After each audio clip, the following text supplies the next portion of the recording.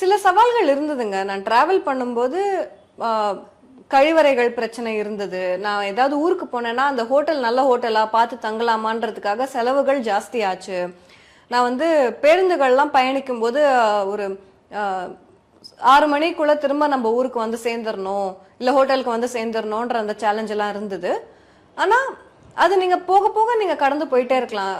ஒரு பெண்ணா உங்களுக்கு அந்த ஒரு இன்ஸ்டிங்க்ட் ஆட்டோமேட்டிக்கா வந்துரும். நீங்க வந்து போட்டோகிராஃபரா டிராவல் பண்றீங்களோ இல்ல சும்மா உங்க தொழிலுக்காக டிராவல் பண்றீங்களோ இல்ல வந்து சும்மா ஜாலியா ட்ரிப் போறீங்களோ, அந்த ஒரு இன்ஸ்டிங்க்ட் உங்களுக்கு வந்துரும். அது நீங்க கேமராவையும் பத்திரப்படுத்திக்கிட்டு நீங்க போகணும், அவ்வளவுதான். ஒரு பெண்ணா சாதனை படைக்கணும்னா யாரா வேணாலும் இருந்தாலும் அது சாதனை தான்.